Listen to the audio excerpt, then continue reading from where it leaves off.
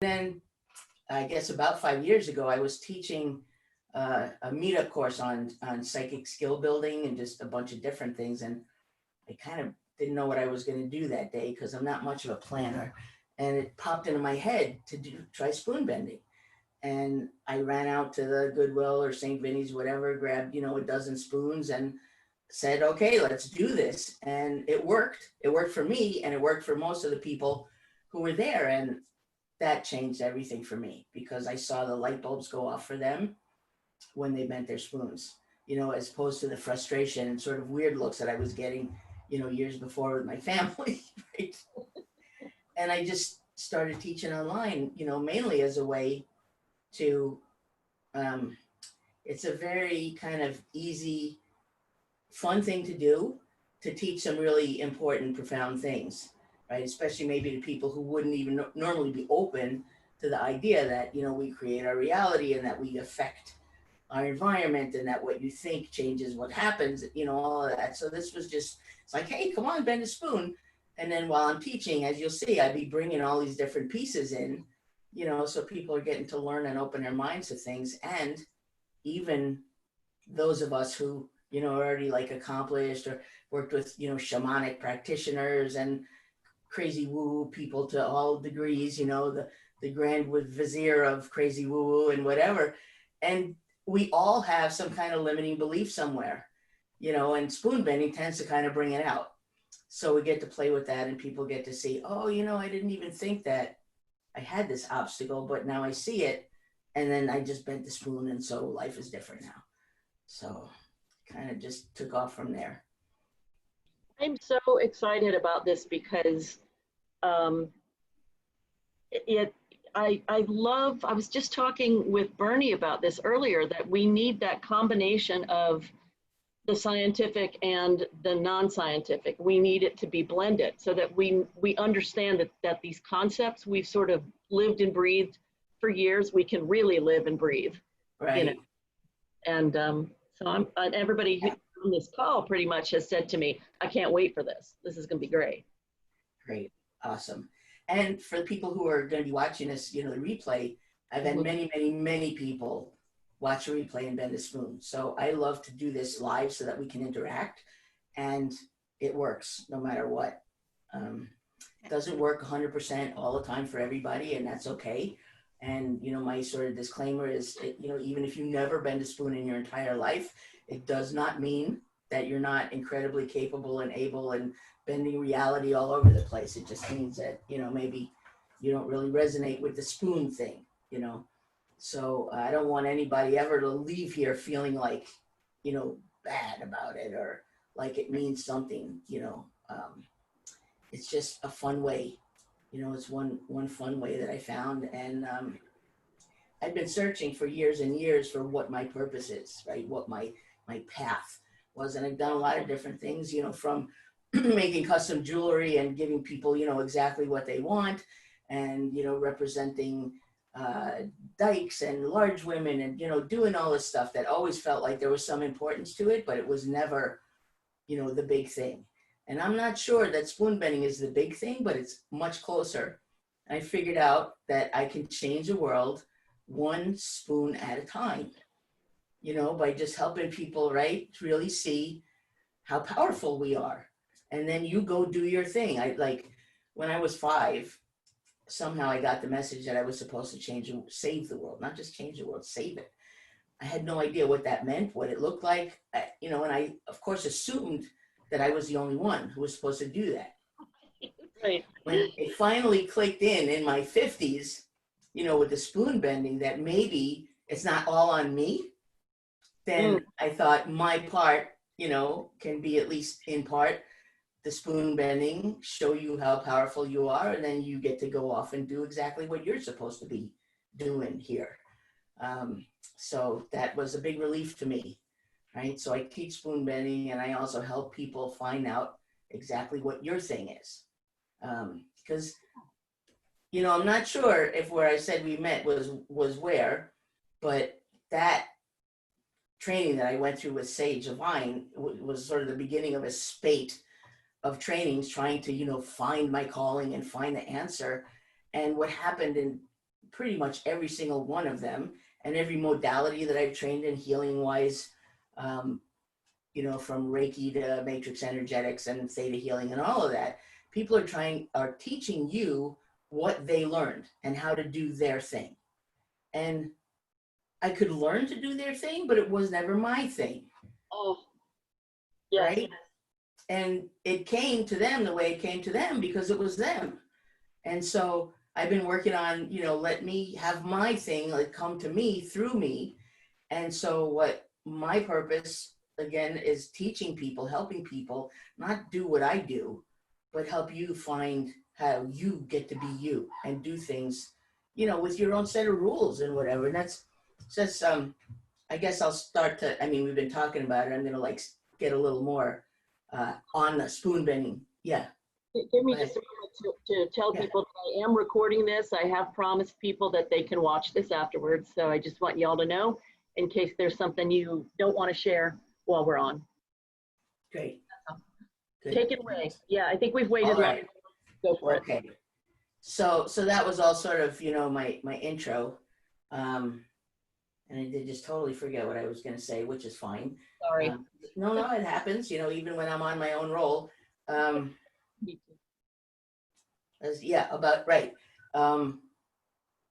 About you being you and doing your thing.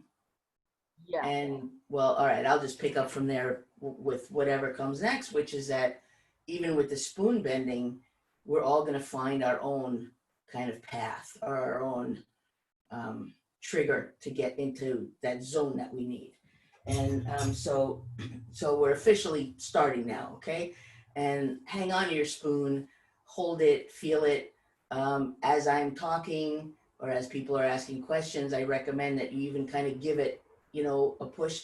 The idea in the beginning, you know, I go for bending kind of here, where it's narrower, still beyond your physical capacity, but also a little maybe more believable than, you know, crumpling this, for example. So, you know, just I feel it, give it a push, a squish, feel it between your fingers. You may feel at some point, it may feel different, or maybe it won't feel different. You will feel different. And so as I'm talking about this, part of it is to share and teach and do some training, but part of it also is to occupy your thinking mind so that the rest of you can be interacting with your spoon, and your critical mind, your judgmental mind, the mind that wants to say, you know, come on, this is a spoon, it's metal, this is not how things work. We're, you know, sort of setting that aside, and I get to, you know, make jokes and tell you things that you may or may not already know, and you get to, you know, just kind of almost on the side, you know, just sort of play with your spoon. So you probably do all know that we're all energy. And this is, you know, talking about science and spirituality and metaphysics coming together, you know, that they keep finding even what they thought like was in an electron. Now they're saying it doesn't, there isn't even, right? I mean, as it was, they were saying that in everything, there was way more space than there was a thing. And now they're saying that we don't even know if the thing is there. The thing pops in and out. And it pops in and out so quickly that it seems to us that there's a thing. But, right, it's like we're the potential of something. We're the, when the field of all infinite possibilities collapses into one probability in the moment, that's how we show up.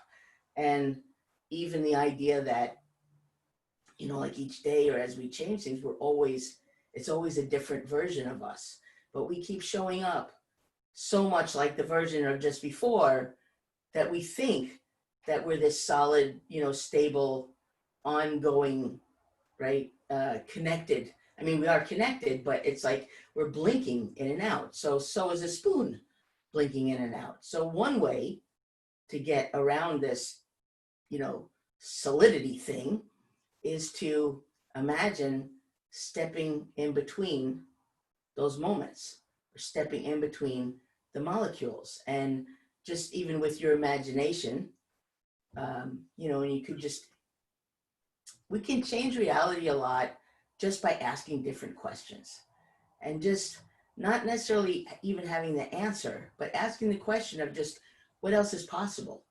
What else is possible that has never even occurred to me, that if I'm open and willing for something else to happen, I might be able to manifest or, you know, be shown or whatever.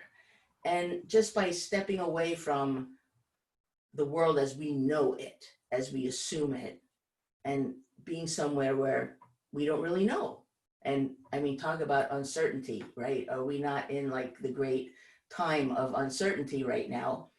And rather than want to grasp and grip onto like the new normal or the old normal or whatever, and like try to get a hold of something, the most powerful place to be is to be being fluid and flexible in the uncertainty, right? Because that's where we can pivot. That's where something new can come in. And so, you know, keep hanging on to your spoons, and we're going to start to look for and notice, is something else? Is there anything different? Like if you hold a spoon between your thumb and your forefinger and you just kind of, you know, feel that and just pay attention to that, at some point, can you really tell the difference as to whether your fingers are together or whether there's a spoon between your fingers? Where is that boundary? You know, I mean, unless the spoon is cold and you can feel something cold, but can you really tell the exact place where your thumb ends and the spoon begins? It's all energy, and it's all how we're experiencing it. And so one way to go about bending it is to intentionally imagine, you know, or imagine, assume, talk to yourself about how it is different. Like the idea of going in between the molecules, about there's a gap, right? That nothing is solid. There's always some gap. And what if you could get into the gap? And you don't have to know how you're going to get into the gap, because we are connected to the field of all infinite intelligence and awareness and sentience. And it is known how to do these things, or spoons somehow know how to bend themselves, and we've just never asked them in the right way. You know, so that's another thing too, is to say, you know, what do you say? We've been having this, you know, sort of ice cream and soup experience all these years. How about we do something different? You know, how do you feel about it? I'm all for it. What else can we do? Right? Now, for me, I've done this many times. And one of the things that you get to learn when you do this more than once is you start to notice something happens, something shifts, something, yes. It feels like it's vibrating suddenly. Okay, great. So while it's vibrating, without just trying to stay present with that, right? So not, another piece is we got to let go of what the outcome is. Obviously, we want an outcome. We came here to bend a spoon, and yet we need to be willing to see what happens. You know, and I don't know. It may bend, it may not bend, it may break in half. I don't know what's going to happen. And honestly, as many times as I've bent a spoon, I don't know what's going to happen. And there've been many times that I've, you know, sat in my spoon instructor seat and went to bend a spoon and it didn't bend. And I need to be okay with that. That's another piece that you get to learn when you're doing this, is there's a lot of sort of self-discovery, right? So something, Lori, for you, it started vibrating. So you may at another time start looking into or going through some memories. Have there ever been a time where something started vibrating, where you maybe were feeling into a truth of yours or discovering something? Did your hands vibrate? Did your forehead vibrate? You know, whatever it is that you're feeling. And we begin to learn what's your cue, or what's your tell, right? Sort of like when I'm teaching or sharing something and I'm like speaking like a truth, or when I'm sort of getting like a download, I feel the whole top of my head starts to buzz and tingle. And that's to me a clue that I know that like I'm open. Something is coming down, it's coming through the pipe, and I can feel the energy of it. And with the spoon bending too, I tend to feel it in the top of my head and also kind of in the back of my head. And so, for example, I'm kind of feeling that now as I'm talking with you, and I'm thinking that I can probably bend the spoon in that moment. So the thing, when you feel something, when you feel it vibrate, or maybe you feel it soften, or maybe you feel your arms tingle or something like that. And it's not about forcing it, right? It's not about working harder, because that's what we learn to do in this world and in our lives, right? And that's what they teach us. You got to apply yourself, and no pain, no gain, and all that kind of stuff. And okay, you can get somewhere with that, but you can get somewhere with ease also. You can think, what if this was easy? What if this was possible? What if, beyond anything that I've learned so far, there's something in me or in Bernie. Nice. So Bernie, would you tell us what just happened for you when you bent that spoon? What was going on? I don't know, it just became part of me, I guess. My fingers, it was just gone between my fingers, so I thought I'd give it a go. Okay. And now my mind is thinking, oh, I guess that was already breaking anyway. Right. Which But is it's not. right. It's a good reason to have more than one spoon, because when we bend it, right? And again, this is the part where when you do this, and especially, when I'm working with you and kind of sort of coach as we go, these are the things, this is how we operate in our world every day, right? So maybe you do something, you pull something off, you have a really great session with somebody, or you have a great meeting, and rather than sort of let that be or grow with it, we tend to disavow it somehow. It was a quirk, it was a fluke, there's something wrong with the spoon, it was already cracked and I didn't notice it. And we're like always taking away our successes from ourselves. Not always, but a lot. I mean, and looking for, what went wrong there. Yes. So it was vibrating, and then I tried to bend it and it didn't happen. And Right. I had remembered the only vibrational sort of thing that came to mind at that moment was actually not within my body, but it was a table that these Tibetan monks had spent 24 hours putting a mandala on with grains of sand. And when they took it off, and I put my hand on the table, and it was just like, oh, wow. Right. So yeah.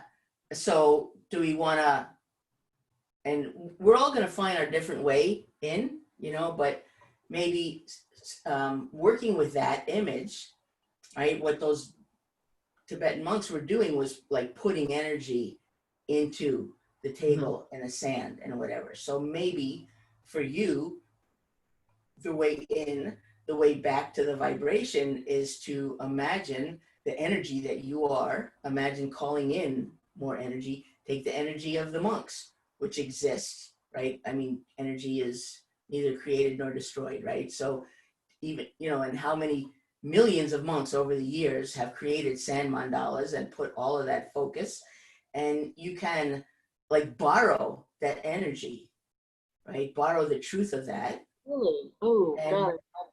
And imagine that same energy coming, through you, through them, however you want to see it appearing into your spoon, and sit with that. Now, you may be able to do that now. You may need to do that, when you're sitting on your own.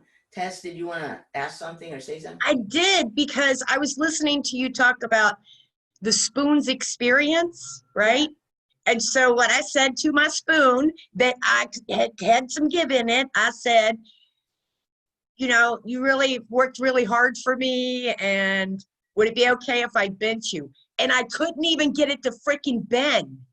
Okay. Like it would not. Now my other spoon, I asked it, I said, can I bend you? And it was like, Wow. Wow. Right? I was like, what the hell? right? And what is that? And so, maybe, okay, so also, when we do this stuff together, we learn from each other all the time, right? And like, well, I never thought of, asking my computer if it, felt like writing a new story with me or something, right? Or I never bothered to ask, these seeds, would they like to plant over here or would they rather over there? What if we did and just, followed whatever intuition or pull or message that we got? I mean, I'm sure there are people who talk to their seeds and they actually can, all right. Yeah, I talk to my plants all the time. Do you want to be here or there? Is it cool if I separate you? Right. And so you've got it down with plants. Where else might you expand it? Where else do you discover, come up against resistance within yourself or outer, right? And how might you take those same kind of conversations or questions or just an understanding that we're in relationship all the time. I mean, we don't in relationship with a spoon, what? Okay. Awesome. So, Susie, when you're done with your drink there, and I should probably tell everybody to hydrate because that's how our energy flows. What was going on for you when you bent your spoon? Well, I was looking at the other spoon and I've been trying to bend this one and it just finally said, nah, I'm not interested. And that's when I was laying there and it said, me, me, me, me. So I picked it up and just went and it bent. Wow. Yeah. That's so cool. That's great. Because you have to ask the right spoon. I guess you do, right? Yeah. Yeah. Her spoon. Look at So that. now I'm asking it if it wants to have a curlicue in it so we can, Uh-huh. actually put a curlicue in it. Let's see what Yeah. it is. Right. And so, Bernie, you bent your other spoon, or what else is something happened? Oh, Lori, go. Look at you. I had the wrong spoon. Apparently. And I mean, I've mentioned this before, but nobody else, I don't think, that I know of has been like, oh, well, I asked you, you said, no, let me ask somebody else. So I haven't had the experience of people saying like, well, not this spoon, but that spoon, actually. So I'm happy to know that you've done that. Oh, right, Kevin. Kevin, tell me what was going on for you. It's weird. When everyone was saying, ask the spoon and like, does the spoon want to? And then all of a sudden I felt like it was butter. So I thought, okay, well, let me try. And then sort of did it. Yeah. Right. The video, or yeah, I think the one video that I saw when I bought the spoon bending package was they were yelling at the spoon. And there's this guy, Jack Hawk, Houck, who used to do spoon bending parties. I think he was in the Bay Area. And he would have everybody hold their spoon and yell at it, like everybody would yell, bend, bend, bend, bend, bend. And that just didn't work for me. I mean, obviously it did work for him. And he did have people have the experience where it would just start to move. So it wasn't, the way I'm doing where we're using two hands. So something to be said for that. However, I really couldn't gel with the yelling at it thing, and I was teaching in a course, and this other like Tibetan Buddhist practitioner said, I think I would just ask permission, and that's how he bent his spoon. And then, when I was thinking about it, I was like, okay, let's have an interaction. Let's see where we can take this. And Miché, so, yes. your video has frozen for the last couple of minutes. If you could turn your video off and turn it back on, you might become a real girl again. Okay. Can you hear me though? You've been hearing me? Yeah. Okay. Okay. There you How's are. that? That's good. Thank That's you. a good trick. I didn't know that one. Usually it just drops me and I have to come back.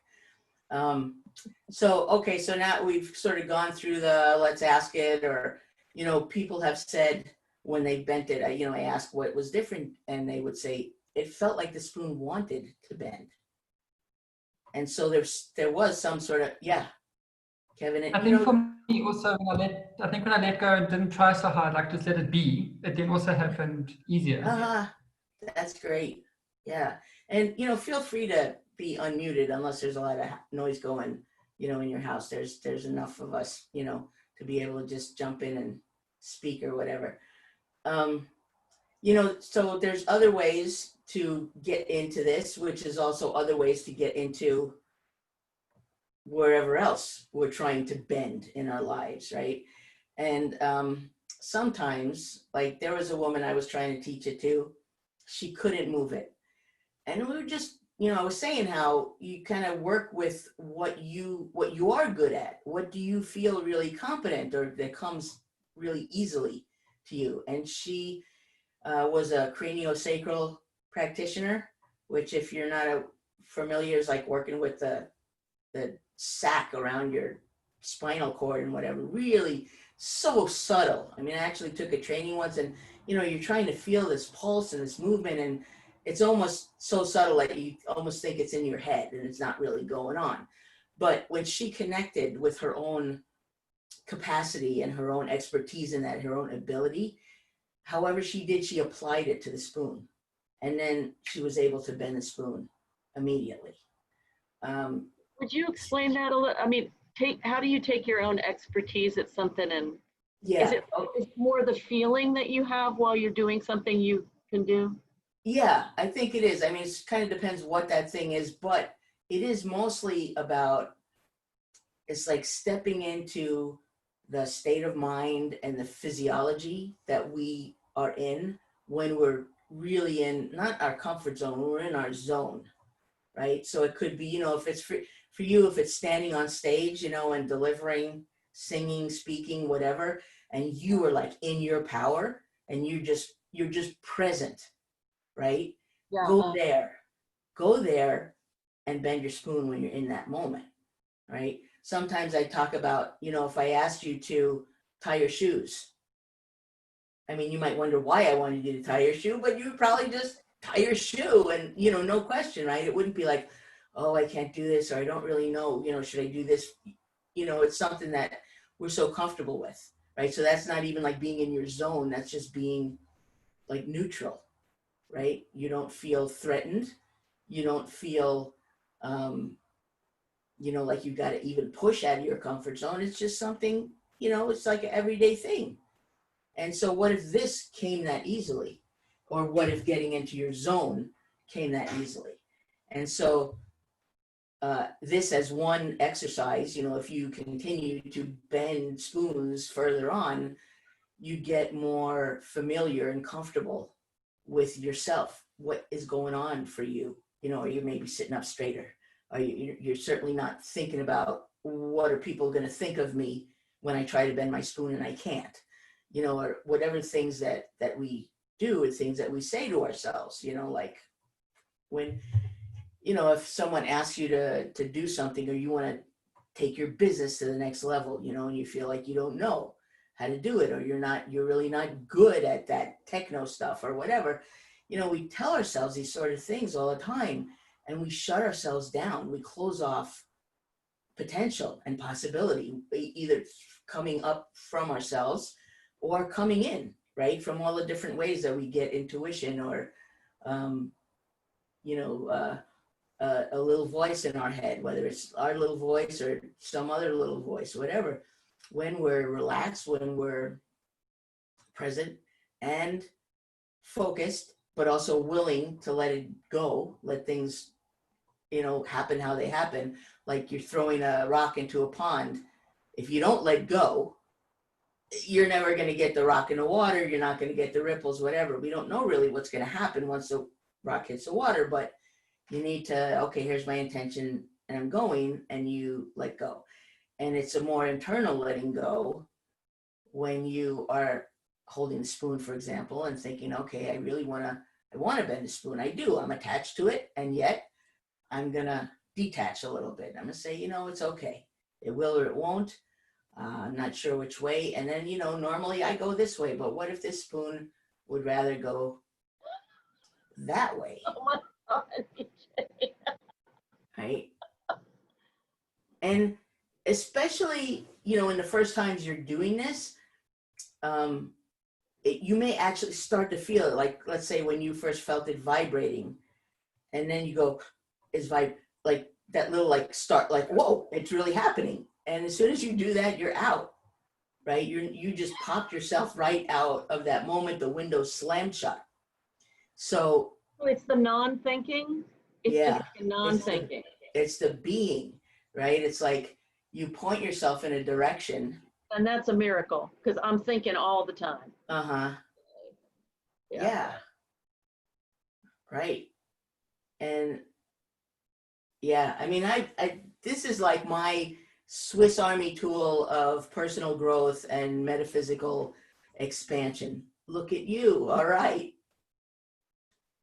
And so, in 15 minutes or whatever, like, what did you just learn about yourself? If you're saying, I'm always thinking, well, apparently sometimes you're not.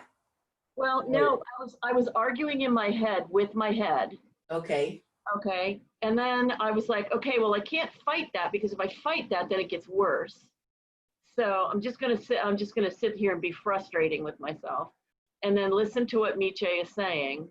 And then it was just like, oh, well, you see me, so there's no point in continuing the conversation.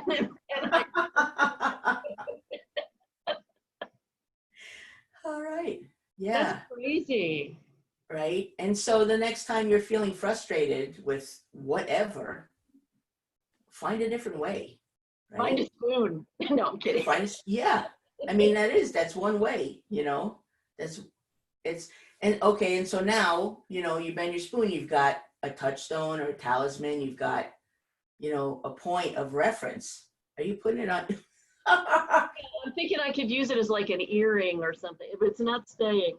Yeah, it's a little heavy, but I keep a spoon somewhere that I can see it, right? As just to recall, look when I get out of my own way, when I have an intention and I'm willing, but I'm not telling myself what I can't do or what's not possible, right? When I'm allowing, then something entirely different is possible.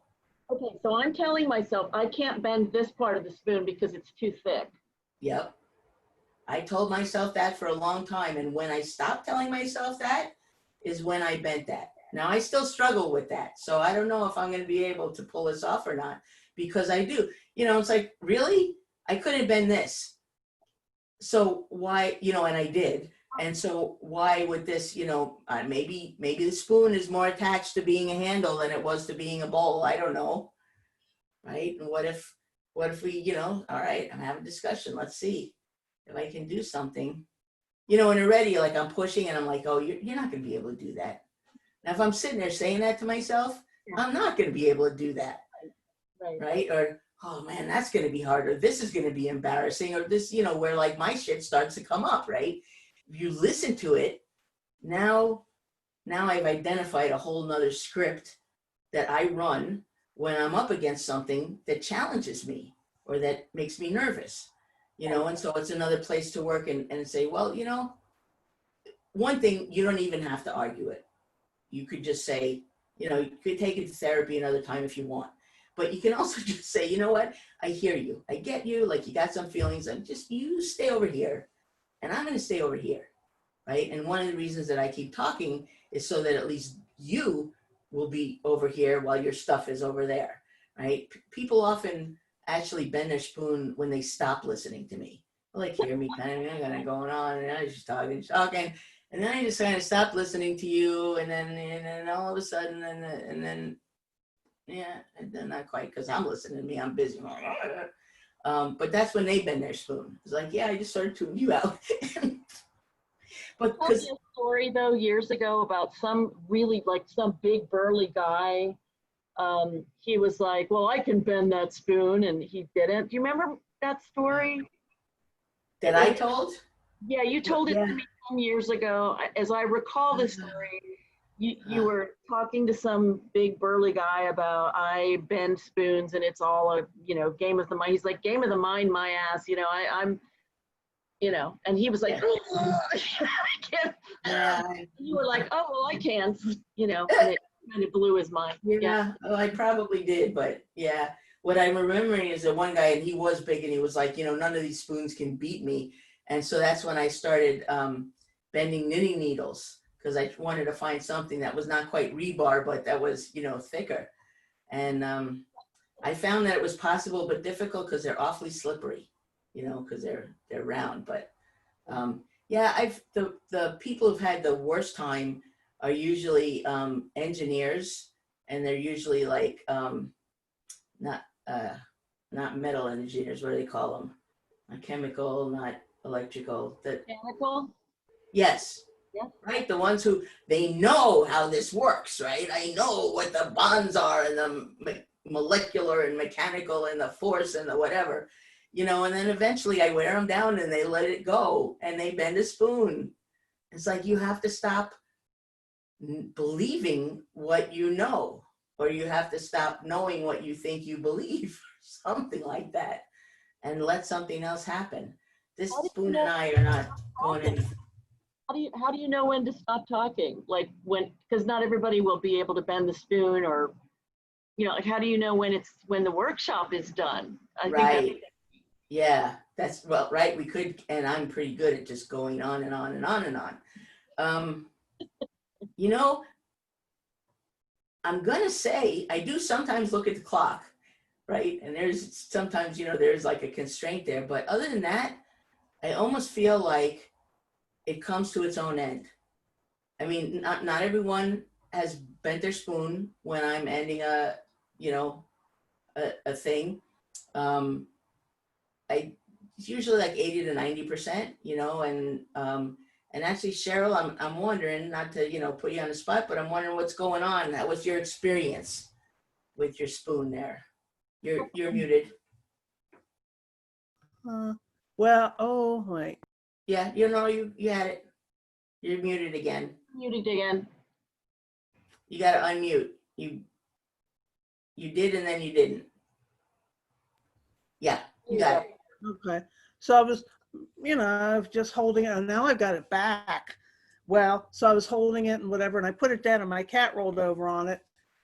And so I wasn't holding it while we were talking. Well, now she let me have it back. Okay. I actually will probably watch this again and Yeah. put her in the kitchen because she's interrupting my concentration. Right. Yeah. Yeah. Yeah. And so, you know, again, we all have our own entry into kind of that state that we need to get into. And for some of us, it's sitting and meditating, you know, and just letting all of that go. Or it's, you know, you're bringing in, you know, the white light, or, you know, doing some visualization and getting it to stick on your nose because you're a comedian. That's my second one. All right. This one felt super easy. Excellent. I just Yeah. picked it up and I was like, yeah, okay, so, oh. We kept going. Like, oh. Right. Okay. It's the key is getting out of your own way. And we all find that in different ways and at different times, you know, and sometimes being on a live thing like this, there's people who there's like no way in hell that they're gonna no way in hell, you know, I mean, telling you you're gonna be able to bend a spoon, but there's no way that you're gonna be able to relax in a group. So there's something wrong with that statement, right? However, all else being equal, you know, what somebody's going to need is a quiet space, maybe to, you know, to talk to the spoon, or maybe to sit there until, you know, that kid in the movie who says there is no spoon, right? And to get into that. There have been a few times where I've meditated to the point that I could not feel my body. And I think maybe if I was holding a spoon while that happened, and I tried to, you know, bend it, maybe something would have occurred. I don't know. But that's a infrequent state for me to reach.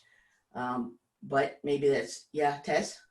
I was just going to say, this is like so freaking cool because I can bend the spoon in half like one time. And then when I try to pull it back, it is like not, Right. It is like freaking awesome. Right. It's like you did that. One of the first times that I did a live, I was at a retreat, and these were all like crazy woo people. We were at a retreat for a channeled, you know, teachings, right? So everybody's already like on the curve with me there. And still though, you know, not everybody did it, but there were 3 or 4 people who bent their spoon like almost right away. And then they just put it down. We were at a picnic table. I put it down and they just walked away. I'm like, wait a minute. Like, do you realize what just happened? I mean, woo-woo people, yeah, but 10 minutes earlier, they didn't think they could bend a spoon. One of them even said, my grandmother actually used to bend a spoon. I've never been able to.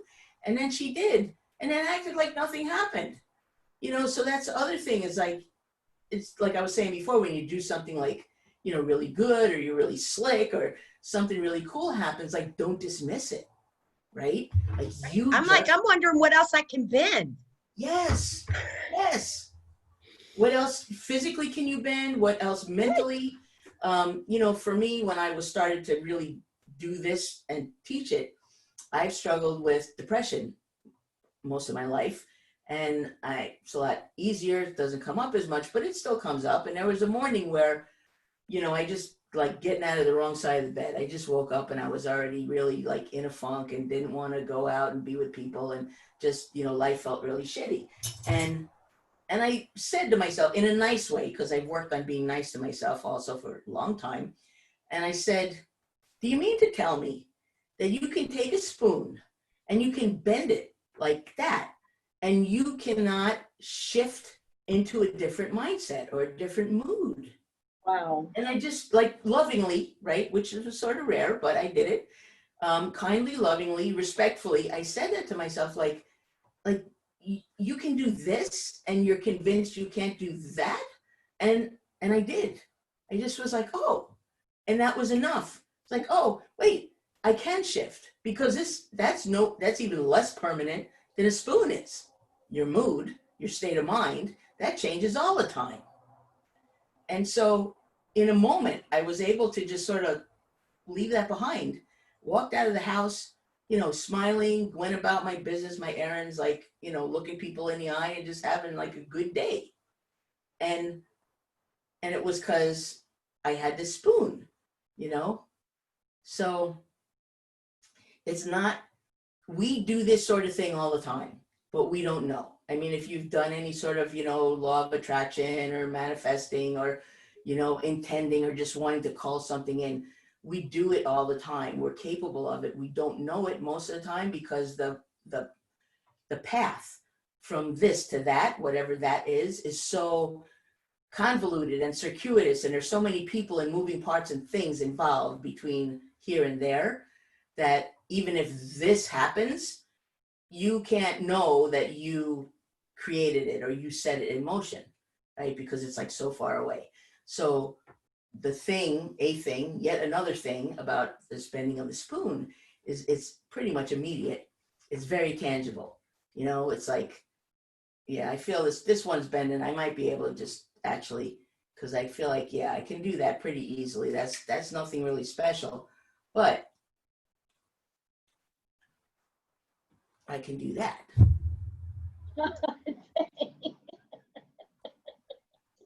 Right?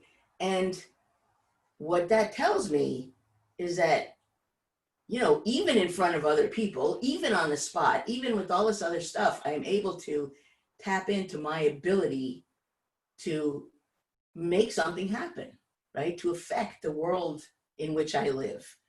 And then I use this to extrapolate further and say, if I set my mind on something and I want it and I focus on it, I attend to it, and I also let it go, I can trust that something's happening. I may see it, I may not see it, right? Or if you've ever listened to Esther Hicks channeling Abraham and talking about the idea that you go into a restaurant cafe and you give the server your order. And then you assume, scrambled eggs and muffin, whatever that I just ordered is on its way to me because he or she went back to the kitchen and put in the order and it's, things are in motion. You don't keep like calling the server over every time they pass you by and say, hey, did you check on it? Is it happening? Did you see, have they broken the eggs yet? You don't go stand with, looking in a little kitchen window thing. You trust. And occasionally it doesn't work out. They send you the wrong person's, you get the fruit plate instead of your eggs, or, or they're late, or they burnt your toast, or, stuff happens. Okay. But for the most part, you put your order in, you let it go, and what you asked for shows up. And what if we had that kind of faith in what we do and trust in what we know and what we're choosing in our lives, that we're actually affecting it. I had a 10-year-old in my last webinar, and at the end I was asking people, you know, how is, you know, what are you taking away from this or whatever? And she said, this has really been life-changing because, you know, because I'm so young, and she's 10 years old, I didn't think I was going to be able to do this. And she bent at least 2, maybe 3 spoons, and her parents were there too. She said, but because I bent my spoon, now I know that when there's something I think I can't do, I can just tell myself, no, you can do it. Yeah. Yeah. Kids get it so quick. Yeah. Oh my God. Yes. Yeah. So definitely teach your grandkids. Absolutely. Yeah. Bernie, that's making me think of your 7-year-old, right? Yes, she constantly tells herself what she can't do. So we're gonna spend quite a lot of spoons. Excellent. Great. Well, Yeah. I wanted to say thank you as well, because this spoon has been with me for 11 years when I first did my energy healing. And everybody in my energy healing class, they just, you know, bend forks and knives and everything like this. And I couldn't. So this is as much as I bend it ever. Okay. Oh, wow. And I thought, oh goodness, what's wrong with me? That dreaded question. Right. Yeah. You're like, nope. Nope, there we go. Nice. Susie was going to say something, I think. Weren't you, Suze? Yeah, you know, it bends further. Yeah. And it keeps kind of telling me that it wants to bend back here. And I keep feeling a dent right there, but it's not, we're not quite there yet. Yeah. Yeah, we'll keep working on it.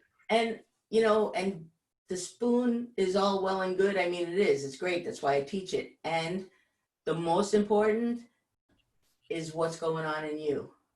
You know, I mean, I have had somebody who, she went through one of these, she didn't bend the spoon, but she felt it bend. And in her feeling it, you know, like in her awareness, and that gave her, you know, an experience and a piece of information that she was able to use, you know, in her awareness in her life, regardless of whether, I mean, we did, you know, she bent the spoon later, but it doesn't matter. You know, it's the experience and the awareness that you're getting about you and about how you relate to the world, you know, and bending the spoon is great. Nice to have the experience and something on your shelf or whatever. But So Susie, I was sitting here and I was like, oh, I don't want to break my spoon. And then it snapped. Yeah. Right. Now, I was going to say that the way metal is when you bend it a lot or pound on it a lot, it hardens. It actually, the molecules of crystals lengthen. And so if you keep bending something back and forth, it will toughen and sort of lengthen and become more brittle, and it will break. That said, you know, it's not to say that we couldn't maybe, you know, break a spoon like that. I don't know. But, you know, so you can bend it and bend it back, but after a while it's going to want to just break, because that's sort of what they do. But so. Well, Miché, thank you. Yes. Thank you. And thank you for reining me in, because we could have been here till tonight. But thanks, everybody. Yeah. All right. See you guys later. Yeah, take care, everybody. Bye. Bye.